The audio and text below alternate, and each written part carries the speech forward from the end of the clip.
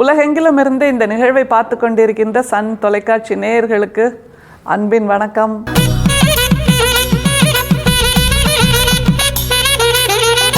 தமிழ் சித்தர் பாடல்கள் வரிசையில் நாம் வள்ளல் பெருமானோடு நம்முடைய சிந்தனையை துலக்கி கொண்டிருக்கிறோம், வெளிச்சமாக்கி கொண்டிருக்கிறோம். பொதுவாக அந்த ஆக்ஸ்ஃபோர்ட் டிக்ஷனரின்னு ஒன்று இருக்குல்ல, அதில் ஒவ்வொரு ஆண்டும் புதிய வார்த்தைகளை சேர்ப்பார்கள். ஆங்கிலத்தில் எந்த நாட்டிலிருந்து வேணாலும் இருக்கலாம் அந்த வார்த்தை. எது மிக பிரபலமாக இருக்கிறதோ, எது மிக அதிகமாக மக்களால் புழங்கப்படுகிறதோ, பேசப்படுகிறதோ அதை சேர்ப்பாங்கல்ல. அந்த மாதிரியான ஒரு வழக்கத்தை தமிழில் யோசித்து பார்த்தா 19ஆம் நூற்றாண்டில் நம்முடைய வள்ளல் பெருமான் கொடுத்த தமிழ் அகராதிக்கு கொடுத்த ஒரு வார்த்தை தான் சன்மார்க்கம் அப்படிங்கிறது. அதே மாதிரி சன்மார்க்கிகள் அப்படிங்கிறதும் வள்ளல் பெருமான் அவருடைய கருத்தியலை உருவாக்கிய பின் வந்த வார்த்தைகள்ங்கிறது நமக்கு நல்லா தெரியும். ஆனால் அந்த சன்மார்க்கம் அப்படிங்கிறதுக்கான அடையாளம் என்ன, அதோட சிந்தனை எப்படி இருக்கும், அதுக்கான தகுதி என்ன அப்படிங்கிறது ஒன்று இருக்குல்ல. சன்மார்க்கம்னு ஒரு வார்த்தை இருக்குன்னா அதுக்கு ஆப்போசிட் வார்த்தை என்ன, அதற்கு எதிர்மறையான வார்த்தை என்ன அப்படின்னு ஒரு சிந்தனை வருது, கொஞ்சம் யோசிக்க தோணுது. அதற்கும் நம்முடைய வள்ளல் பெருமானே பதிலை கொடுத்துருக்கார். ஒரு பாடல், 4 வரி பாடல், அதில் சன்மார்க்கம் அதற்கு என்ன எதிர்ப்பத வார்த்தை அப்படிங்கிறதையும் கொடுத்து சன்மார்க்கம்னா என்ன, அந்த எதிர்ப்பத வார்த்தைக்கு உள்ள அர்த்தம் என்ன அப்படின்னு விளக்கமாக சொல்கிறாருங்கும் போது ஒரு புதிய வார்த்தையை கண்டுபிடிச்சிட்டேன், அதை நீங்கள் எப்படி வேணால் பயன்படுத்திக்கோங்க அப்படிங்கிற மாதிரி இல்லாமல் இதற்கு இதுதான் அர்த்தம், இதற்கு இதுதான் தகுதிப்பாடு அப்படின்னு சொல்கின்ற அந்த தெளிவை நமக்கு வள்ளல் பெருமான் கொடுக்கிறார். அந்த பாடல் ரொம்ப சுவாரஸ்யமாக 4 வரியில் சுருக்கமாக இருக்குது. ஆனால் பல சிந்தனைகளை நமக்குள் விரித்து கொண்டே போகிறது என்றால் அது வானமளவுக்கு விரிச்சிட்டே போகுதுன்னு நிச்சயமாக சொல்லலாம். பாடலை பார்க்கலாமா?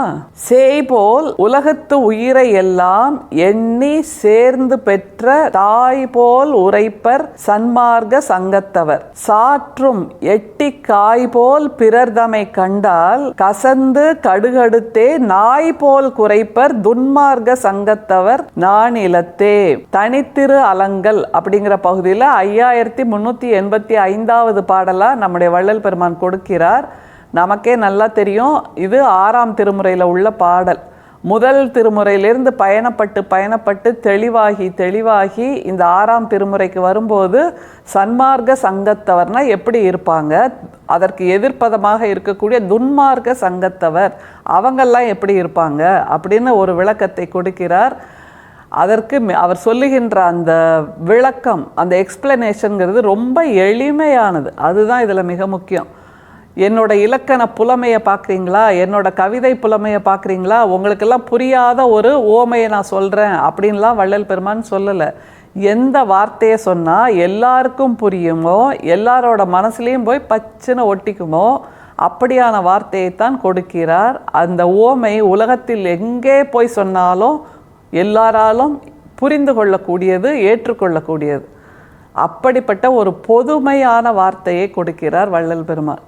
திரும்ப அந்த பாடலில் பயணம் செய்தோன்னு வைங்க, நமக்கு இன்னும் சுலபமாக புரிஞ்சிடும். சேய் போல் உலகத்து உயிரை எல்லாம் எண்ணி சேர்ந்து பெற்ற தாய் போல் உரைப்பர். ஒரு அம்மா குழந்தைகள் பெறுகிறார்கள்னு வச்சுக்கோங்களேன், ஒரு 5 குழந்தை பெற்றுக்கிறாங்க அப்படின்னா 5 குழந்தையும் ஒன்றாக அரவணைத்து ஒரே மாதிரி தானே அன்பு செலுத்துவாங்க.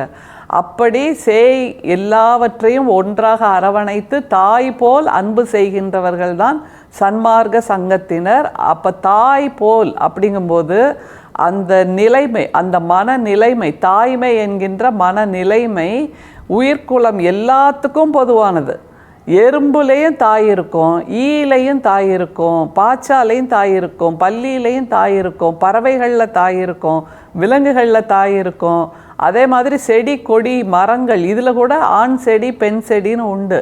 அப்படின்னா உயிர்குலமாகிய 6 அறிவு பெற்ற மனித குலமாகிய நம்மிடமும் அந்த தாய் இருக்கிறார்கள், தந்தையும் இருக்கிறார்கள்.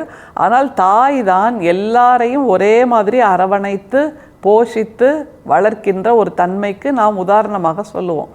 அந்த மாதிரி சன்மார்க்க சங்கத்தினர் அம்மாவை போல் தாயை போல் பெரும் கருணை பேரன்பு இதோடு இருப்பவர்கள்தான் என்று தெளிவாக சொல்கிறார். என்றால் அந்த தகுதியை உடையவர்கள்தான் நம்முடைய வள்ளல் பெருமானுடைய சன்மார்க்க சங்கத்தினர் என்று சொல்லிக்கொள்ளுகின்ற பெருமையை பெறுவார்கள் என்பது நமக்கு நன்றாக புரிகிறது. சரி, சன்மார்க்க சங்கத்தினர் தாயை போல் அரவணைப்பார் அப்படின்னு சொல்லியாச்சு. அப்போ எதிர்பக்கத்தில் இருக்கிற துன்மார்க்க சங்கத்தினர் என்ன பண்ணுவாங்க? அது ஒரு பெரிய கேள்வி இருக்குல்ல. தாய் போல் உரைப்பர் அப்படின்னு சொல்கிறார். ஆனால் அதற்கு எதிர்பக்கத்தில் இருப்பவர்கள் நாய் போல் குறைப்பர் அப்படின்னு சொல்கிறார். எப்படிப்பட்ட அது எதிர்பக்கத்தில் இருக்கின்ற அந்த எதிர்பதத்தை சொல்லுகின்ற ஆப்போசிட் குணத்தை சொல்லுகின்ற ஒரு வார்த்தையாக அவர் பயன்படுத்துகிறார். தாய் போல் உரைப்பர் சன்மார்க்க சங்கத்தவர் சாற்றும் எட்டி காய் போல் பிறர்தமை கண்டால் கசந்து கடுகடுத்தே. எட்டி காய் போல் பிறர்தமை கண்டால் கசந்து கடுகடுத்தே அப்படின்னு முதல் ஓமையை சொல்றார். எட்டி காய் ரொம்ப சின்ன உருவமாக இருக்கும். அதை பார்த்தீங்கன்னா இதுக்குள்ளே இவ்வளவு கசப்பு இருக்கா, உலகத்தில் இருக்கிற எல்லா கசப்பையும் தூக்கி தனக்குள்ளே வச்சிருக்கு இந்த சின்ன உருவத்தில் அப்படின்னு தோன்றுகின்ற அளவுக்கு ரொம்ப சின்ன உருவம். கையில் உள்ளங்கையில் வச்சா அது சின்ன நெல்லிக்காய் அளவு தான் இருக்கும் அந்த எட்டிக்காய். ஆனால் உலக அளவு இருக்கக்கூடிய கசப்பை அந்த எட்டிக்காய் வச்சுருக்கோம். அந்த மாதிரி கசப்போடு பிறர் தம்மை கண்டால் கசந்து போகிற, பார்த்தாலே கசந்து போயிடுவாங்களாம்.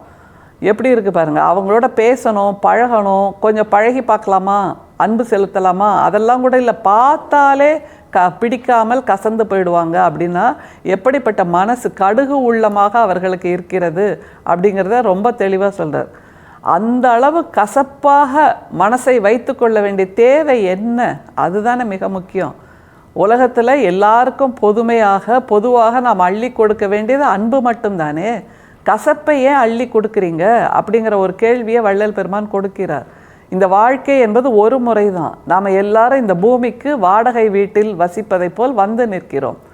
அந்த வாடகை வீட்டில் இருக்கும்போதே எதுக்கு இவ்வளோ கசப்பு? யாருமே 200 ஆண்டு 300 ஆண்டு வாழ போகிறதில்ல.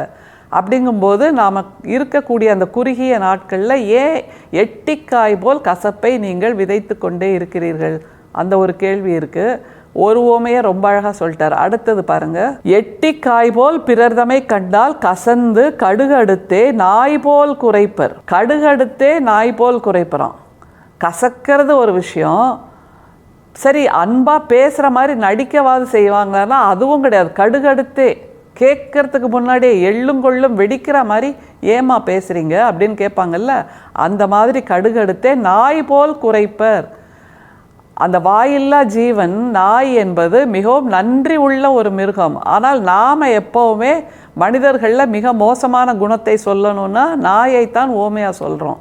ஆனால் உண்மையிலேயே நாய்க்கு ஒரு பிஸ்கட்டோ ஒரு பொறையோ ஒரு டம்ளர் பாலோ ஊற்றிட்டா அது வாலை சுழட்டிக்கிட்டு வாலை குலைச்சிக்கிட்டு நம்ம பின்னாடி ஓடியே வரும்.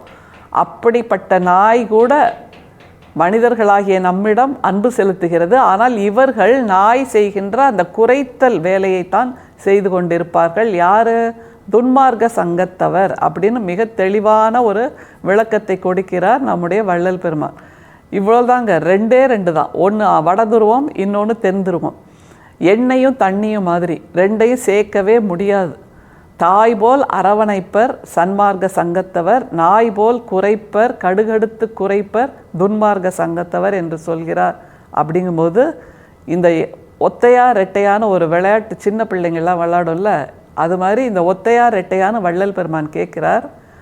ஒன்றாவது சன்மார்க்க சங்கத்தவர் தாய் போல் இருக்கின்றவர், இரண்டாவது துன்மார்க்க சங்கத்தவர் நாய் போல் இருக்கின்றவர். இதில் ஒத்தையா ரெட்டையா நாம் தேர்ந்தெடுக்க வேண்டியது நம்மோட பொறுப்பு. ஒன்றாக தேர்ந்தெடுப்போம், 2 வேண்டாம் என்பதுதான் நாம் வள்ளல் பெருமானுக்கு கொடுக்கக்கூடிய பதிலாக இருக்க முடியும். நிச்சயமாக அந்த நல்ல பதிலை கொடுப்போம். அருட்பெரும் சோதி, அருட்பெரும் சோதி, தனிப்பெரும் கருணை, அருட்பெரும் சோதி. மீண்டும் சந்திப்போம். நன்றி, வணக்கம்.